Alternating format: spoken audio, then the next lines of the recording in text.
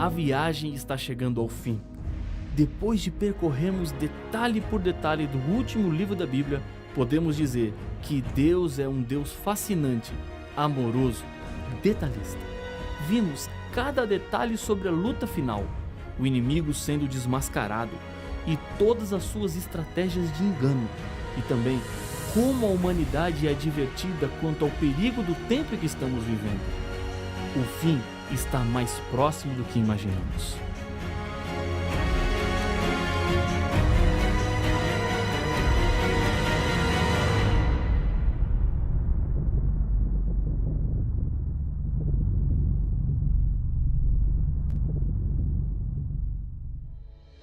O mundo será destruído, e com ele todos que não aceitarem se entregar a Deus e viver uma vida de acordo com a Bíblia Sagrada. A história chega ao fim e, ao mesmo tempo, começa a história de uma vida sem fim. Jesus voltará para buscar os fiéis e eles serão levados para o céu por um período de 1000 anos. Depois, voltarão para a terra com a Nova Jerusalém e a terra será completamente purificada. Não existirá mais morte, dor, hospitais, cemitérios, câncer, AIDS, depressão, síndrome do pânico, violência, assassinatos, exploração, pobreza, fome, indiferença, terremotos, enchentes e tantas outras coisas que roubam a alegria dos seres humanos. Não pense que o caminho para chegar lá é muito difícil. O diabo quer que você pense assim e desista. Deus está ao seu lado, pronto para lhe ajudar e dar forças para prosseguir no caminho da salvação. Nas revelações do Apocalipse, Jesus nos mostra claramente a história do seu povo, desde os dias dos apóstolos até o fim, através de 3 profecias diferentes: as 7 igrejas, os 7 selos e as 7 trombetas. A profecia das 7 igrejas nos revela a história da igreja cristã, mostrando as suas falhas e prometendo a recompensa para os vencedores. O grande destaque dessa profecia está na demonstração do grande interesse de Deus pelo seu povo. Os 7 selos profetizam a história social da igreja cristã, apresentando o triste processo de apostasia da igreja. Ela se afastou da mensagem pura da palavra de Deus e contaminou-se com doutrinas inventadas pelos homens. Deus é apresentado como aquele que controla a história e dará fim à dor e ao sofrimento. As 7 trombetas revelam a história política e religiosa que ocorrerá paralelamente à história da igreja cristã. As 4 primeiras trombetas mostram a desintegração do grande Império Romano Ocidental pelas tribos dos povos bárbaros que prepararam o caminho para Roma papal. Tanto o livro do profeta Daniel como o Apocalipse profetizam que esse poder religioso perseguiria durante 1260 anos os que acreditassem na Bíblia. A 5ª e a 6ª trombetas descrevem as investidas das tribos maometanas sob o comando de vários líderes, lutando contra o cristianismo. Constitui-se assim outro poder que luta contra o povo de Deus. A 7ª trombeta apresenta o tempo do fim, quando o povo fiel de Deus proclamaria o Evangelho eterno e a mensagem dos 3 anjos para todo o mundo. Alguns eventos aconteceriam no mundo durante o tempo da 7ª trombeta. Acompanhe a leitura de Apocalipse capítulo 11, versos 15 a 19, onde estão relacionados esses fatos. O 7º anjo tocou a trombeta, e houve no céu grandes vozes, dizendo: o reino do mundo se tornou de nosso Senhor e do seu Cristo, e ele reinará pelos séculos dos séculos.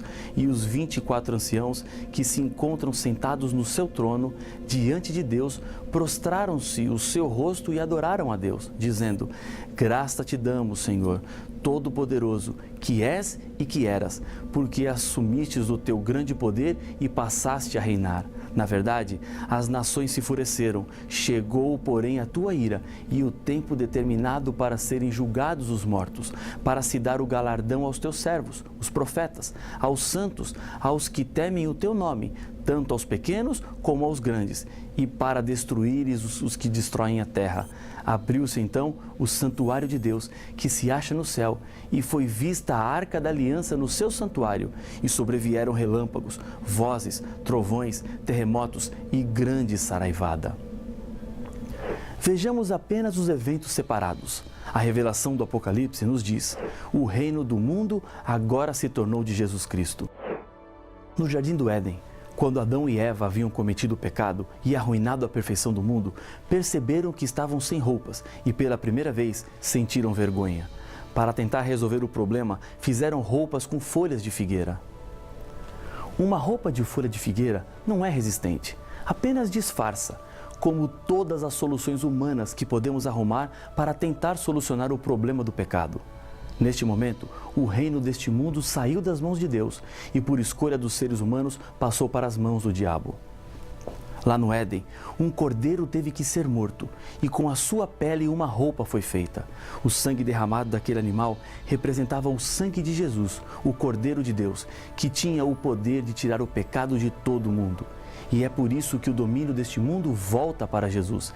Ele pagou o resgate e adquiriu o direito de salvar o ser humano da consequência final do pecado, que é a morte. As nações se enfureceram. Jesus profetizou em Mateus 24 que nos últimos dias haveria guerras e rumores de guerras, cada vez mais e com maior intensidade. Constantemente ouvimos de novos conflitos ao redor do mundo.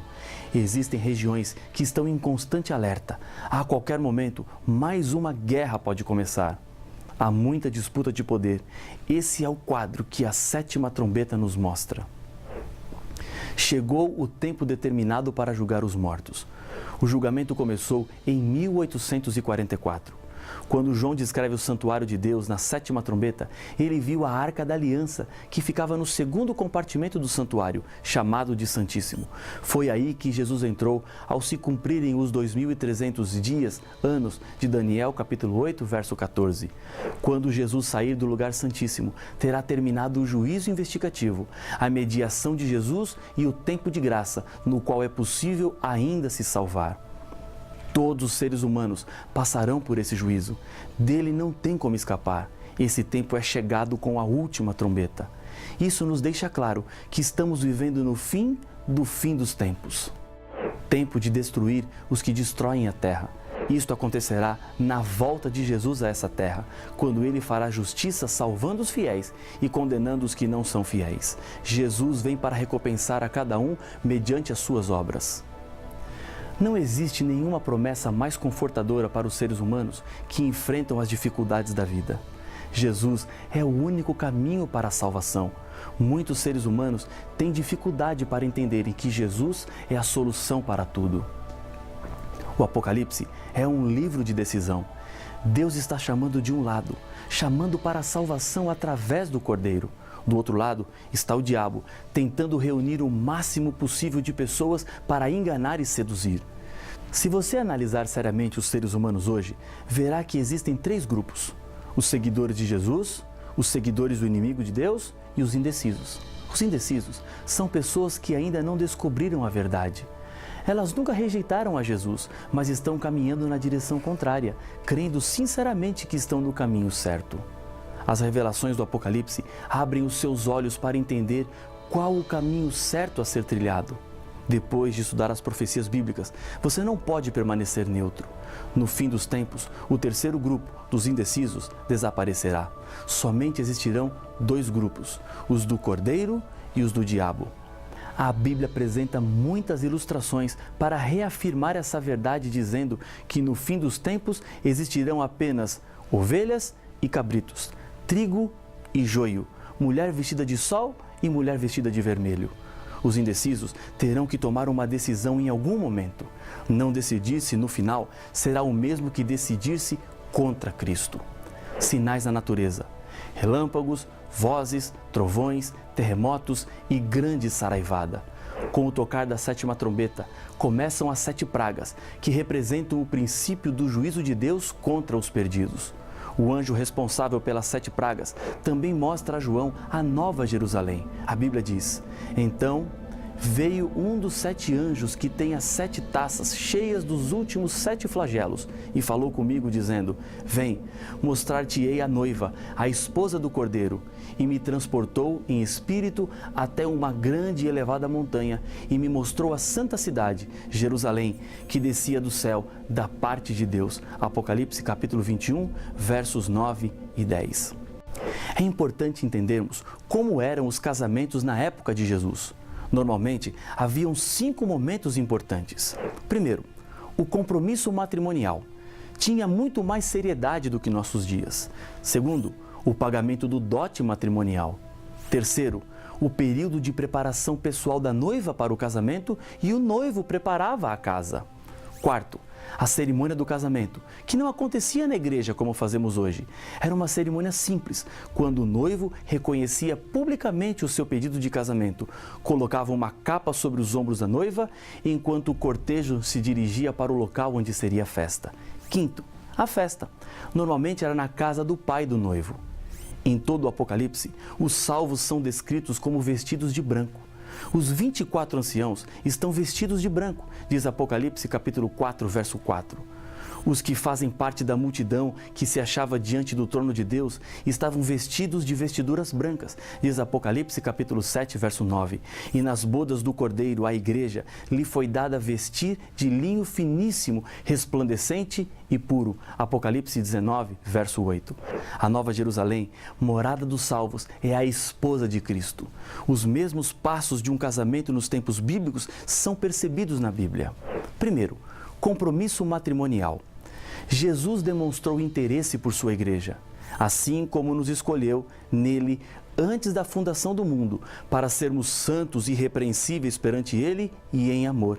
Efésios capítulo 1, verso 4. Antes mesmo do mundo ser criado, Jesus já tinha estabelecido um compromisso de amor com os seres humanos. Não era plano de Deus o pecado, mas ao dizer haja luz, Deus também estava dizendo haja cruz. Deus não permitiria que os seres humanos se perdessem completamente, porque Ele é um Deus que sempre dá uma segunda chance para consertarmos o nosso erro. Mesmo com o pecado, Deus não desistiu do seu compromisso de salvar, e o compromisso foi concretizado quando, vindo, porém, à plenitude do tempo, Deus enviou seu Filho nascido de mulher.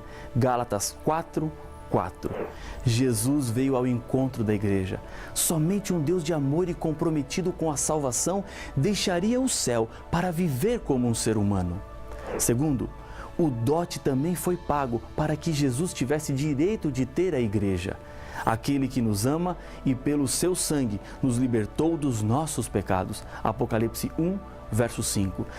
Sabendo que não foi mediante coisas corruptíveis, como prata ou ouro, que fostes resgatados do vosso fútil procedimento, que vossos pais vos legaram, mas pelo precioso sangue, como de cordeiro sem defeito e sem mácula, o sangue de Cristo. 1 Pedro capítulo 1, versos 18 e 19. Ao morrer na cruz, Jesus pagou o dote da salvação.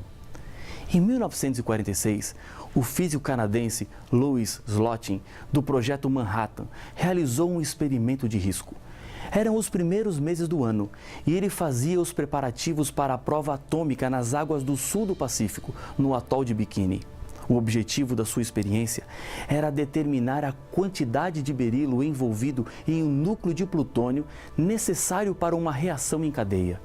Os cientistas chamavam de massa crítica.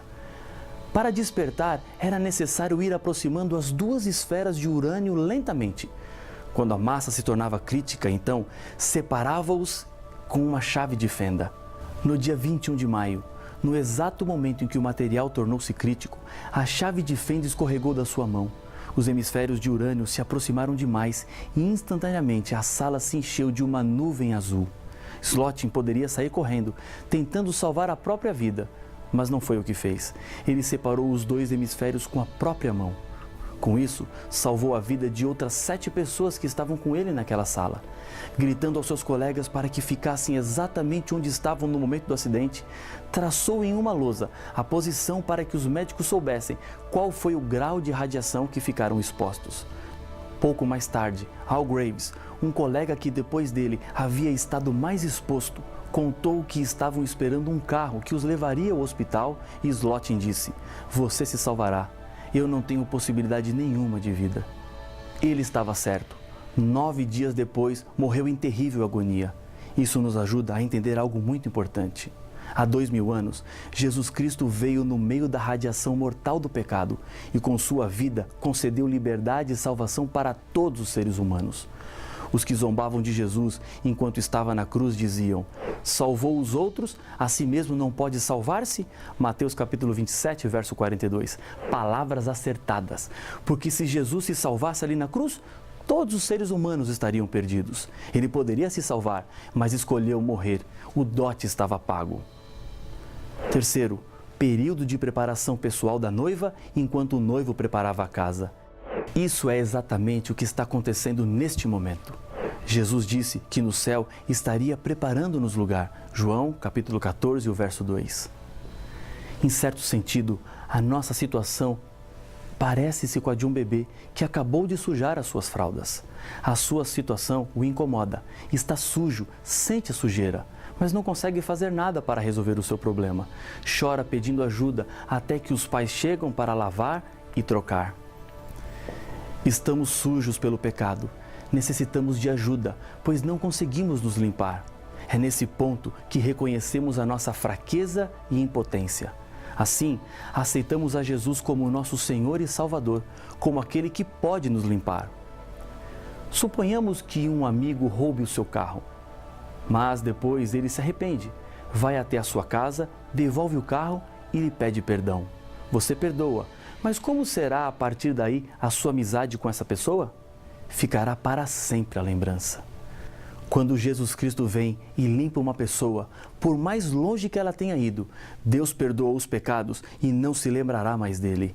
Venha ou volte agora para perto de Jesus. Estamos no tempo de preparo para a salvação. Depois de tudo preparado e pronto, juízo encerrado, vem o momento esperado. Alegremo-nos, exultemos e demos-lhe a glória, porque são chegadas as bodas do Cordeiro, cuja esposa a si mesma já se ataviou. Apocalipse capítulo 19, verso 7. O verso 9 fala de pessoas bem-aventuradas, ou seja, felizes. Bem-aventurados aqueles que são chamados à ceia, às bodas do Cordeiro. Apocalipse 19, 9. Agora só depende de você. Procure a Igreja Adventista do Sétimo Dia mais próxima da sua casa. Decida hoje fazer parte do povo de Deus aqui na terra. As verdades são claras e já não há mais tempo. Chega de sofrer. Pare de enganar-se a si mesmo. Venha para a maravilhosa luz. Deus está contigo e nesse momento está lhe convidando para fazer parte do grupo dos salvos. Deus não chama com hora marcada. Não me diga que o seu momento ainda não chegou, porque amanhã pode ser tarde. Ele está lhe chamando agora. E para confirmar a sua decisão e a aceitação, eu quero lhe convidar a orar comigo. Senhor Pai nosso, obrigado pelas verdades do Apocalipse, pelas decisões tomadas, pela salvação estendida e pela graça outorgada. Toma conta da nossa vida. Aceita a decisão tomada nesse momento, em nome de Jesus. Amém.